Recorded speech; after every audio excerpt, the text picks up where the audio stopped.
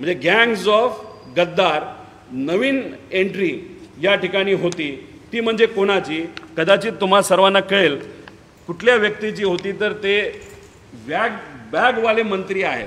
त्यांच्या बॅगमध्ये खरे पैसे होते, आमच्यात जरा खोटे पैसे तर आहेत। समजून घ्या हे खोटे पैसे आहेत, नाही तर उद्या जाऊन आमच्या मागे ईडी लावचाल तुम्ही, नाही तर सीबीआय लावचाल। सिरसाट साहेब आहेत, कदाचित कोणाच्या तरी आदेशाने पहिली सही त्यांनी कशावर केली तर बिवलकर परिवाराला हा तिथं जो जमिनीचा भूखंड 61,000 स्क्वेअर मीटर हा तिथं देण्यासाठी 23 फेब्रुवारी 2004 विजय सिंगल हे नवीन MD झाले। त्यांना देखील या कामासाठी नाकार दिला, पण ते हुशार होते आणि कदाचित सत्तेतल्या एका कुठल्या तरी नेत्यांनी त्यांच्याशी संपर्क साधला, चर्चा झाली आणि चर्चा झाल्यानंतर विजय सिंगल जे आम्हाला कळतंय, जे काय आम्हाला कळालेलं आहे, त्यांनी एक आयडिया सुचवली। ती काय आयडिया सुचवली की सिडकोला तुम्ही अध्यक्ष तिथं बसवा आणि अध्यक्षाच्या माध्यमातून या ठिकाणी जी कारवाई तिथं करायची ती करा, ज्याच्या सह्या करायचे ते तुम्ही करा आणि ही जी काय 5,000 कोटी रुपयाची जमीन आहे बिवळकरांची ती तिथं त्या व्यक्तिगत बिवळकरांना देऊन टाका, जी सिडकोच्या आत्ता ताब्यात आहे। म्हणजे सिडकोच्या ताब्यात जी जमीन आहे 150 एकर, त्याच्यातले 12.5% जर ह्याला दिले तर 12-12.5 एकर होते, त्याच्यावर 10,000 घरं आत्ता आपण बांधू शकतो। ती जमीन बिवलकरला द्यावी यासाठी तिथं अध्यक्ष नेमावा लागेल असा सल्ला हा तिथं असणाऱ्या अधिकाऱ्यांनी दिला असं आम्हाला कळालं। आता झालं असं की याच्यामध्ये 1 मार्च 2024ला नगर विकास विभागाने बिवलकर कुटुंबाला जमीन वाटप करण्याचे निर्देश आलेले पत्र सिडकोला दिले। एक तर हे पत्र देऊ शकत नाही, तर सिडको ही स्वायत्त संस्था आहे, सरकारचा आणि सिडकोचं तसं काही नातं नसतं। तिथे असणारे पदाधिकारी, चेअरमन, MD हे निर्णय तिथं घेत असतात। पण तरीसुद्धा त्यांनी तिथं पत्र दिलं आणि पत्र दिलं कहर बघा, त्यांनी त्याला कोणाचा रिलेशन दिलं, नाही तर कुठल्या पत्राचा, नाही तर कुठल्या लेटरचं तिथं त्यांनी हे दिलं। तर दिगेकर साहेबांनी जो अहवाल दिला होता, ज्या अहवालामध्ये बिवळकर कुटुंबाला जमीन देऊ नये असं सांगण्यात आलं होतं, तो अहवाल जोडला राज्य सरकार UD विभागाने आणि तो अहवाल जोडल्यानंतर त्या विभागाने सांगितलं की या अहवालामध्ये सकारात्मक सांगितलं आहे की बिवलकरला जमीन द्या, पण तो अहवाल त्यांनी बघितला सुद्धा नाही। दिगेकरांनी नाकारला होता की जमीन देऊ नये, म्हणजे कुठंतरी सेक्रेटरिएट लेवलला सुद्धा UDमध्ये कुठंतरी सिडकोची दिशाभूल करण्याचा प्रयत्न तिथं केला। नाहीतर सिडकोमध्ये जे पुढचे चेअरमन येणार आहेत, फार मोठे महान व्यक्तिमत्व आहेत, तर ते येण्यापूर्वी एक वातावरण निर्माण करण्यासाठी एक पत्र देण्यात आलं, दिगेकरांचं नाव पुढं करण्यात आलं, पण दिगेकरांनी त्या कुटुंबाला जमीन देऊ नये असं सांगितलं होतं। असं पत्र तिथं आलं आणि आता गोलमाल 4 म्हणजे गँग्स ऑफ गद्दार नवीन एंट्री या ठिकाणी होती। ती म्हणजे कोणाची कदाचित तुम्हा सर्वांना कळेल कुठल्या व्यक्तीची होती तर ते बॅगवाले मंत्री आहेत। म्हणजे ज्याच्यात तुम्ही बघितलं असेल की त्यांच्या बॅगमध्ये खरे पैसे होते, आमच्यात जरा खोटे पैसे तर आहेत। समजून घ्या हे खोटे पैसे आहेत, नाही तर उद्या जाऊन आमच्या मागे ईडी लावचाल तुम्ही, नाही तर सीबीआय लावचाल। हे मंत्री म्हणजे बॅगवाले म्हणजे छत्रपती संभाजीनगरचे जे सिरसाट साहेब आहेत, त्यांनी त्या ठिकाणी एंट्री केली, त्यांना चेअरमन बनवण्यात आलं। 16 सप्टेंबर 2024 संजय सिरसाट यांची सिडकोचे अध्यक्ष म्हणून नेमणूक झाली। आता सिरसाट यांनी पहिल्याच बैठकीत काय केलं असेल तर सिरसाटांनी पहिल्याच बैठकीमध्ये बिवलकर कुटुंबाला जमीन देण्याचा निर्णय घेतला। म्हणजे किती हजार कोटीची ही जमीन? 5,000 कोटीची। कोणाच्या ताब्यात होती? सिडकोच्या ताब्यात होती। सिडको कोणासाठी घर बांधतं तर मध्यमवर्गीय नाही तर गरीब लोकांसाठी घर बांधतं। आता ही त्या गरिबांसाठी असणारी जमीन, म्हणजे आता लाखो लोक लॉटरीच्या माध्यमातून सिडकोचं घर मिळावं यासाठी प्रयत्न करतात आणि ही सिडकोच्या ताब्यात असणारी जमीन, ज्याला अनेक तिथं असणारे जे अध्यक्ष होऊन गेले, नाही तर अनेक तिथं MD होऊन गेले, ज्यांनी नाकारलं होतं बिवलकर कुटुंबाला द्यायला, सिरसाटांनी पहिल्याच बैठकीत म्हणजे एकदम गाजावाजा करून सिरसाटांचं स्वागत तिथं झालं। म्हणजे ढोल ताशामध्ये आजपर्यंत कधी तसं स्वागत झालं नव्हतं।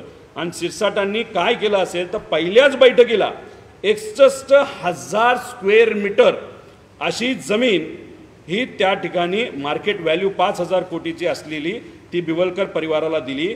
8,000 स्क्वेअर मीटर पर आता ट्राय पार्टी अग्रीमेंट हे झालेलं आहे आणि तिथं आता डेव्हलपमेंट सुरू होईल. पण ती डेव्हलपमेंट जी होणार आहे त्याच्यात गरिबाला घरं मिळणार नाही, तिथं श्रीमंताला घरं ही तिथं मिळणार आहे. आता ह्याच्यात काय झालं, ते स्थानिक भूमिपुत्र जे आहेत ज्याच्यामध्ये जे यांनी म्हणजे दिबा पाटील साहेबांनी ज्यांच्यासाठी संघर्ष केला, ज्या ओबीसी समाजाचे आगरी समाजाचे जे स्थानिक भूमिपुत्र आहे त्यांच्यावर खूप मोठ्या प्रमाणे अन्याय हा सिरसाटांनी तिथं केला. याच्यामध्ये आपण जर बघितलं तर आमचे आगरी बांधव अनेक वर्षांपासून प्रयत्न करत आहेत की त्यांना तिथं घरं मिळावी, त्यांची जी जमीन आहे त्या 12.5% योजनेमध्ये त्यांना तिथं देण्यात यावं. काल परवाच मला असं कळते की 83 वर्षाचे शेतकरी दत्तू भिवा ठाकूर यांनी आत्महत्या करण्याचा प्रयत्न केला. का? कारण का त्यांना 12.5% योजनेमध्ये तिथं विकसित असं जागा तिथं मिळत नाही. म्हणजे सामान्य लोक तिथं आत्महत्या करतात स्वतःच्या हक्कासाठी. भूमिपुत्र आहेत, आगरी समाजाचे आहेत, पण दुसऱ्या बाजूला जे आपले सिरसाट साहेब आहेत कदाचित कोणाच्या तरी आदेशाने पहिली सही त्यांनी कशावर केली तर बिवलकर परिवाराला हा तिथं जो जमिनीचा भूखंड 61,000 स्क्वेअर मीटर हा तिथं देण्यासाठी आणि त्या 61,000वर गरिबाची 10,000 घरं आत्ता त्या ठिकाणी झाले असते. अजून एक गोष्ट तुम्ही सर्वांनी समजून घ्या, सर्वोच्च न्यायालयाने निकाल काही दिवसांपूर्वी काय दिला, गवई साहेबांच्या मार्गदर्शनाखाली 15/3/2024 रोजी पुणे प्रकरणात तसेच 22/5/2025 रोजी झुडपी जंगल प्रकरणात स्पष्ट आदेश दिले आहेत. सर्वोच्च न्यायालयाने मुख्य सचिवांना स्पेशल टास्क फोर्स SIT नाही स्पेशल टास्क फोर्स तयार करण्याचं सांगून 11 महिन्याच्या आत देशभरातील वन विभागाच्या बळकावलेल्या ज्या जमिनी ज्याच्यात ही बिवलकरांची जमीन येते परत घेण्याच्या सूचना दिलेल्या आहेत. म्हणजे सुप्रीम कोर्टाने सुद्धा निकाल दिलेला आहे. एवढेच असताना कारवाई होणार का? म्हणजे आमचं असं मत आहे की आता स्पष्ट आदेश हे सुप्रीम कोर्टाने दिलेले आहेत आणि आता सिडकोने हा जो घोळ केला आहे सिरसाटांच्या सहीली एक हे सरकार म्हणजे मी खरं तर देवेंद्र फडणवीस साहेबांना विनंती करतो, तुम्ही शिस्तप्रिय आहात, तुम्ही मुख्यमंत्री आहात, तुम्हाला विनंती करतो सिरसाटांनी हा जो 5,000 कोटीचा भ्रष्टाचार केलेला आहे, सिडकोची जमीन एका व्यक्तीला सहजपणे एका सहीली तिथं दिलेली, तर ही 5,000 कोटी रुपयाची जी जमीन आहे ती परत सिडकोकडे तुम्ही घेणार का असा आमचा प्रश्न आहे. सिरसाट ज्यांनी त्यांच्या पदाचा वापर करून गरिबाची जमीन एका व्यक्तीला तिथं दिली तर त्या सिरसाटांचा राजीनामा तुम्ही घेणार का असा आमचा प्रश्न आहे. आणि सर्वोच्च न्यायालयाने जो आदेश तिथं दिलेला आहे ही फक्त जमीन नाही, या महाराष्ट्रातली जिथं कुठं जमीन ही वनाकडे असेल आणि ती कुणी बळकावली असेल तुम्ही परत ती घेणार का असं त्या ठिकाणी आमचं मत आहे. आणि हा फक्त विषय 150 एकरावरच्या 12.5% आहे. जर 4,000 एकर जमीन बिवळकरांची आपण घेतली तर हा जो स्कॅम आहे लँड स्कॅम आहे तो लँड ग्रॅब स्कॅम हा 50,000 कोटीवर तिथं जाऊ शकतो. त्यामुळे या सर्व गोष्टींकडे लक्ष देण्याची जरूरत आहे आणि हे सरकार त्या बाबतीत काय करणार आहे हे आम्हा सगळ्यांना तिथं जायचं समजायचं आहे. आता संजय शिरसाटांचे कारनामे बघा. संजय शिरसाट यांना 15 डिसेंबर 2024 रोजी मंत्री म्हणून शपथ घेतली. आता शपथ घेतल्यानंतर मंत्री असूनही त्यांनी सिडकोचा कारभार हा सोडला नव्हता. तो सातत्याने ते सर्व कारभार बघत होते. सर्व स्तरातून दबाव आल्यानंतर त्यांना 16 जानेवारी 2025 रोजी पदमुक्त करण्यात आलं होतं. आणि विशेष म्हणजे अध्यक्षपदावरनं पदमुक्त झाल्यानंतर देखील शिरसाट सिडकोला 1 ते 3 महिने हे सातत्याने त्या ठिकाणी जात होते. मग जे काही कारनामे तुम्ही केले तुमच्या सह्याच्या माध्यमातून पैशाची रिकव्हरी करण्यासाठी तुम्ही तिथं जात होता का हे जे काही जमीन तुम्ही गरिबाची एका बिवलकर परिवाराला हस्तांतरित केली त्यात काय अडचणी येत आहेत नाही येतात बिवलकर परिवाराला हे तुम्ही समजून घेत होता का आणि त्यांना तिथं मदत सातत्याने करत होता का अशा अनेक प्रश्न आमच्या समोर तिथे निर्माण होतात. त्यामुळे देवेंद्र फडणवीस साहेबांना विनंती आहे की कृपा करून लगेचच्या लगेच सिरसाटांचा राजीनामा हा घेतलाच पाहिजे. जो माणूस गरिबाच्या जमिनी एका व्यक्तीला देतो त्याच्यावर कारवाई ही झालीच पाहिजे. म्हणूनच अनेक लोकांना कोडं पडलं होतं की छत्रपती संभाजीनगरमध्ये वीट्सचं जे हॉटेल आहे ज्याची किंमत असं म्हणलं जातं 100 ते 150 कोटीच्या आसपास आहे, ते हॉटेल शिरसाटांचे जवळचे लोक, कदाचित नातेवाईक नाही तर मुलगा, हे विकत घ्यायला कसा निघाला होता. त्र्यंबकेश्वरमध्ये जमीन खरेदी करण्यासाठी एवढा मोठ्या प्रमाणात पैसा आला कुठून. MIDC मध्ये प्लॉट खरेदी करून एक मोठा व्यवसाय तिथं उभा केला. अनेक विषय आहेत आणि सगळ्यात महत्त्वाचं म्हणजे त्यांच्या घरामध्ये जी पैशाची बॅग आपल्या सर्वांना दिसली, कदाचित त्याच्यामध्ये 12 ते 15 कोटी रुपये असतील. त्या बॅगचं रहस्य कुठं असेल तर या सिडकोच्या जमिनीमध्ये आहे असं आमच्या सगळ्यांचं मत आहे. त्यामुळे या सिरसटांवर कारवाई ही केली गेली पाहिजे असं आमच्या सगळ्यांचं मत आहे. हे सगळे पुराव्याचे डॉक्युमेंट आहे जे आपल्या सर्वांना गुगल ड्राईव्हच्या मदतीने पुढच्या 5 मिनिटांमध्ये येतील, सोशल मीडियावर येतील. त्याच्याचबरोबर जे काय मुद्दे मी मांडले त्याचे पूर्णपणे पुरावे या ठिकाणी आहेत. वेळेचा अभाव असल्यामुळे याच्यामध्ये मी खूप खोलात गेलेलो नाही. त्यामुळे इथं आम्ही सर्वजण आता सिडकोला परवा म्हणजे 20 तारखेला सकाळी 11 वाजता तिथं असणाऱ्या अधिकाऱ्यांना जाब विचारण्यासाठी तिथे जे 12.5% अजूनपर्यंत भूमिपुत्राला ज्या लोकांना अनुदान मिळालं नाही त्यांच्या वतीने, आणि हे 10,000 घरं जी गरिबाची बांधू शकली असती आणि जे लोक हे तिथं लकी ड्रॉमध्ये सहभाग घेतात पण त्यांना घर मिळत नाही, त्या सर्व लोकांच्या वतीने आम्ही 11 वाजता 20 तारखेला सिडकोच्या ऑफिसला जाणार आहोत. शशिकांत शिंदे साहेबांच्या मार्गदर्शनाखाली आम्ही सर्व जाऊन तिथं असणाऱ्या अधिकाऱ्यांना जाब विचारणार आहोत. आम्ही तर जाणारच आहोत, पण तिथे जे 12.5% वाले जे लोक आहेत जे प्रलंबित आहेत, अनेक वर्ष वाट बघून आहेत, त्याच्याचबरोबर जे लकी ड्रॉमध्ये सहभाग घेतात मग घर मिळत नाही, असे सुद्धा लोक 20 तारखेला सिडकोला येतील असं आम्हा सगळ्यांना वाटतं.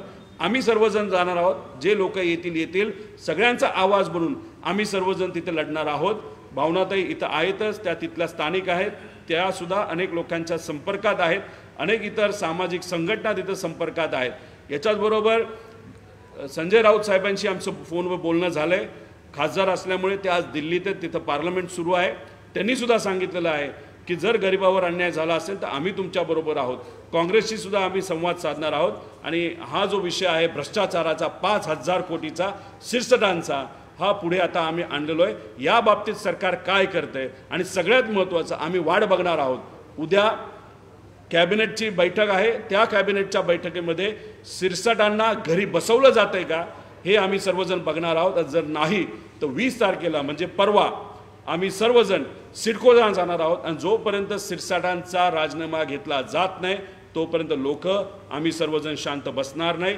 त्याच्याचबरोबर जी काय जमीन ही ज्या ब्रिटिश लोकांना मराठा साम्राज्याच्या विरोधात ज्या परिवारांनी त्या ठिकाणी मदत केली, अशा परिवाराला जी आत्ता जमीन पैसे घेऊन तिथं बिवलकर परिवाराला दिली, ती परत जमीन ही सिडकोला दिलीच गेली पाहिजे आणि लवकरात लवकर त्या पद्धतीचा निर्णय सरकारकडनं घेतला गेला पाहिजे.